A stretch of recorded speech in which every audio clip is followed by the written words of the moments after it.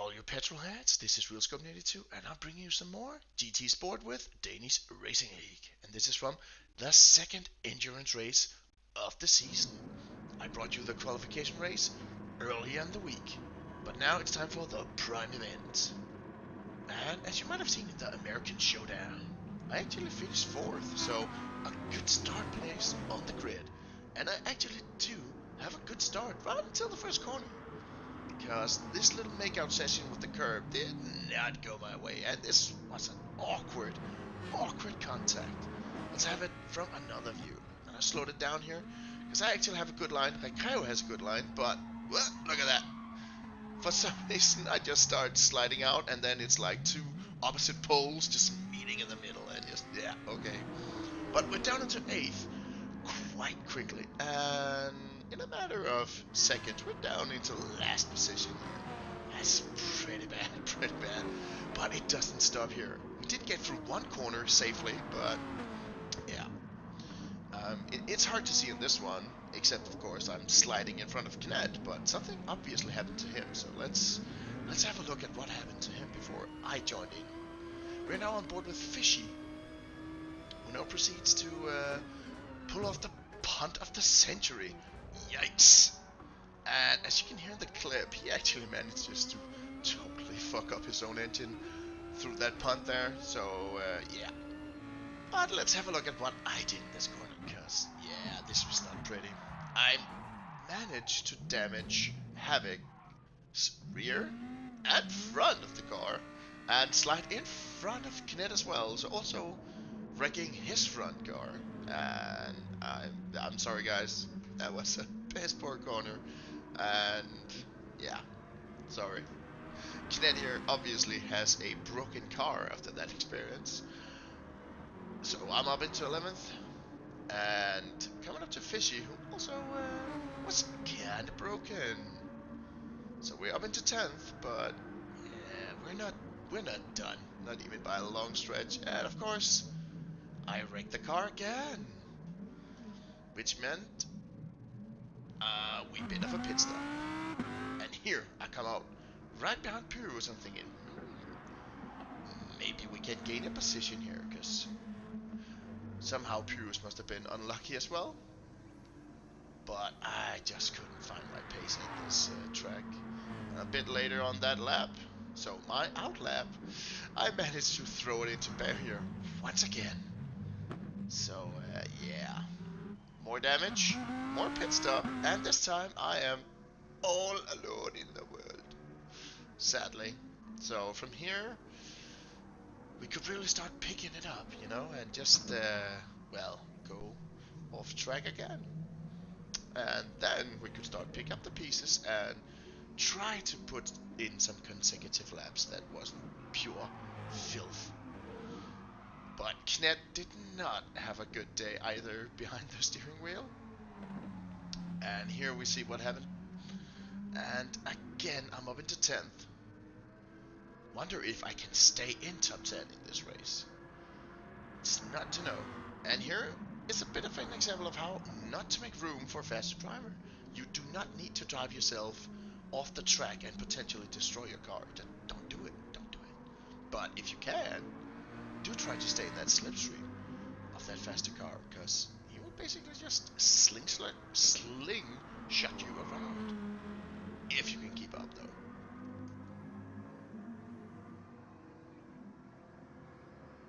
And in this particular case, I was actually able to follow along reasonably well until Iron Dark makes this. One I would assume would be a very rare mistake from him, because he's basically always in top 3 and a very solid driver, it seems. And I know I'm blue flagged, but I really wanted to get a good line through this freaking corner, but nope. Boulevard of Broken Dreams, strike again.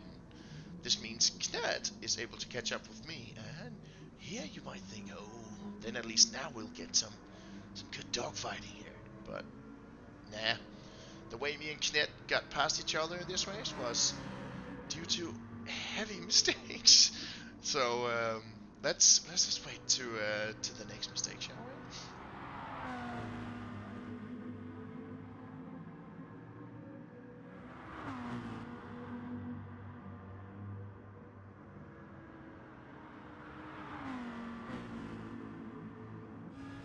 And here we are, on board with me, coming down towards Boulevard of Broken Dreams, and here we go.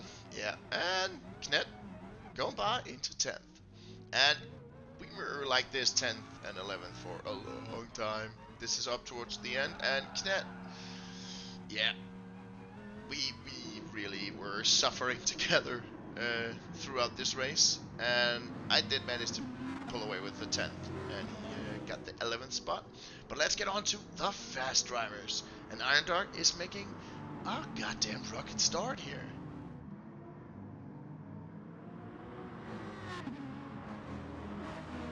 We can actually see now that Rakao's unfortunate love triangle between himself, me, and the curb had given him a 1 second penalty.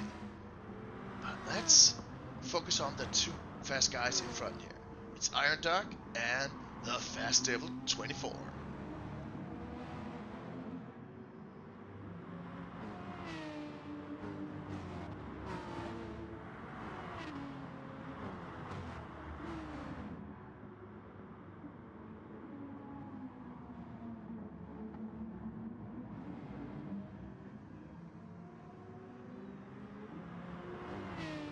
Coming down towards this long right-hander, we see two very different paths here. Fast Devil is going for the tighter inner line, and Iron Dark are way too late at shutting that door in his face, which gives them a bit of awkward contact, but thankfully both stay on track.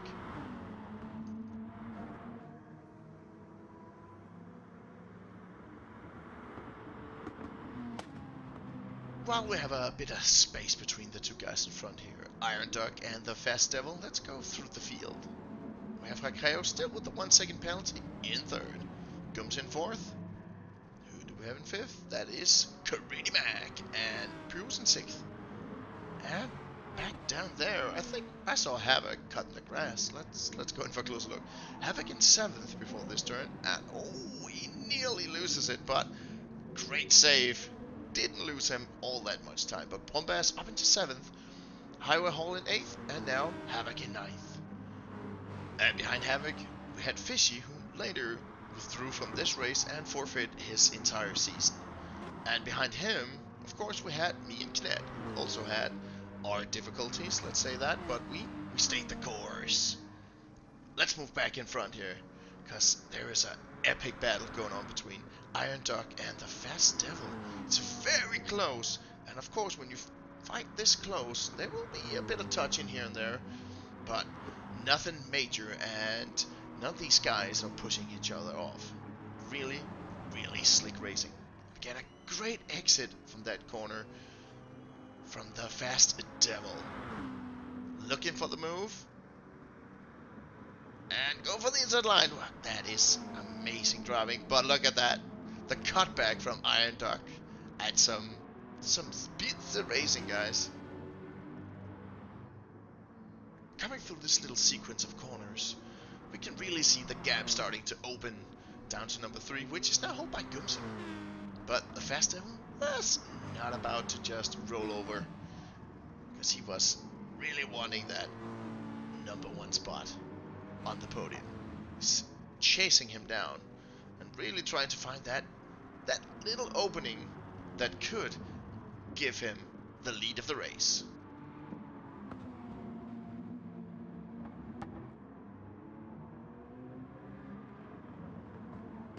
Coming out this left hairpin, Aston Martin again with the Fast Devil behind the wheel shows that he's really tight in corners. And he is now close enough for another move on that Iron Dark. It's been hard when you have to take the outside lane though, but he comes back at the exit, and again he is basically crawling up the tailpipe of Iron Dark.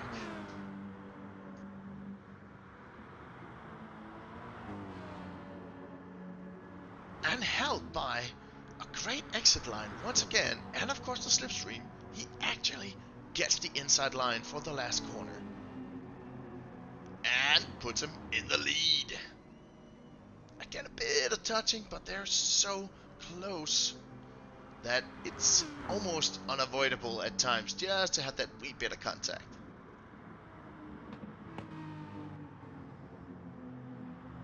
after grabbing the lead of the race, the Fast Devil did start to open up a bit of a gap down towards the duck.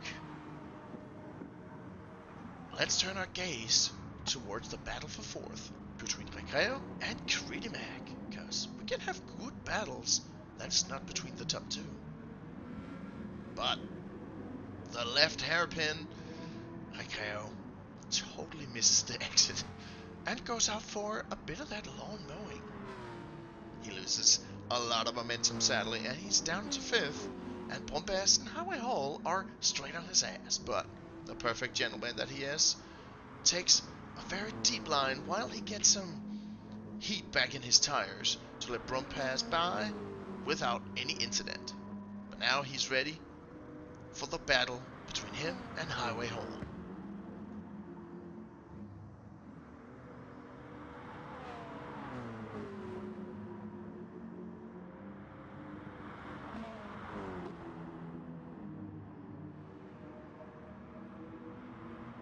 And as we can see, Highway Hall is fully committing to making the move with that Ford GT. It does have a lot of muscle, but is it fast enough to beat the Merc? Sadly for Highway Hall, not in the first corner at least. But the battle is not over yet.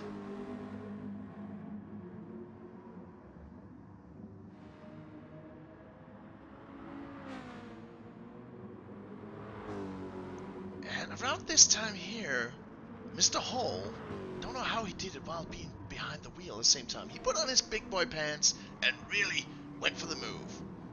Nicely done, man. Clean overtake. And we're moving straight on to the next battle. This one is between Havoc and Recreo, who had just come out on cold-ass tires. So of course, he's giving Havoc the space to get in front of him, and then tuck in into the slipstream, and just waiting for his tires to get at operational temperatures.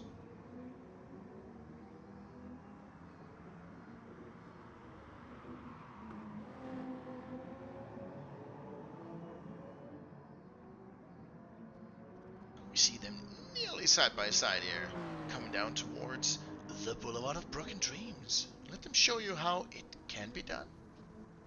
Not in a Lambo, but accelerating out of this nasty ass corner. Recreo nearly loses his marbles, but he manages to save it and still stay in the fight with Havoc. And we moved on a bit later on the lap to the left hairpin, and a great exit from Recreo, which make this basically a drag race towards the next corner.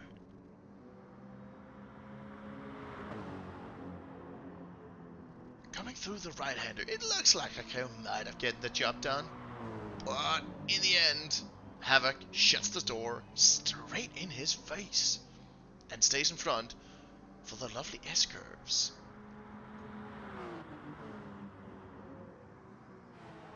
We have moved on to the next lap. Recreo is still right on his tail. Can Havoc cope with the pressure? And can Recreo make that decisive move that gives him the 7th spot? We are coming down towards the same spot where it happened last time. The left hairpin, and we are so close. It's all a matter of exit speed here. It's even better than last time, actually. And they are really side by side, coming up towards the right-hander. Can he stick the move this time? He can. Havoc loses a bit of ground, and Recreo is in 7th before the S's. These two are not done chasing each other after this duel though, because later, again Havoc found himself in front of Recreo. But this time, Recreo might have been on a bit worn tires here, because he lost grip so hard. And again we skip a bit ahead. Here we have Greedy Mac now in a bit of a menage a trois with Recreo and Havoc. But that stops pretty fast. Because we have a bit of a oopsie coming out of the last turn before the straight. And we see a bit of flashing of the headlights. Let's go on board Pretty Mac. Let's see what actually goes on here. Comes in too fast and does not slow down when he can see the imminent impact with Rakayo.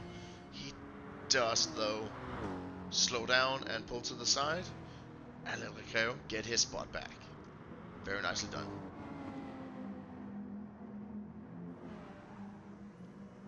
A bit later the same lap, Greedy Mac also put on the big boy pants. Rakayo going a bit wide. Greedy Mac, beautiful line. But these two were not done rubbing a bit of metal. Because Greedy Mac, he loses it right here. Completely misses his break-in point and starts to lose it and goes completely to the side. And Rakayo can't really get out of this issue because he really stops in his tracks. So there is a bit of a contact. And sadly, Greedy Mac goes into the barrier. But I think they both had a pit stop right after that because that was a bit of a crunchy moment. We have moved on to the last duel of the race. It's between Highway Hall and Rakayo. And even though we have been racing for 55 minutes at this point, they were not about to just let it go, as they would say in Disney. So let's see what ends this duel. Because once again, it's a driver error that stops this duel. Because suddenly Highway Hall is gone. Let's have a look.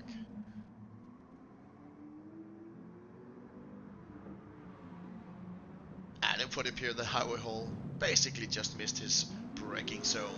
And that's over with that duel. So let's see how this race landed.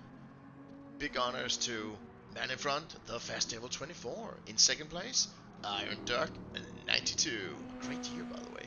Brumbass in third. Gooms in fourth. Oh, look at that sweet ass Lambo. Mm-mm-mm. Oh, Havoc in fifth. Raikkonen in sixth. Highway Hall in seventh. Greedy Mag in eighth. And Pumas in ninth. And we're back at that sweet ass Lambo. Wonder who drives that one. In 11th, we have Knet. And that's how the cookie crumbles, guys. If you enjoyed this video, don't forget to hit the like button. And I will, as well for next week, try to get a more rounded view from the whole race. So I will catch you in the next one.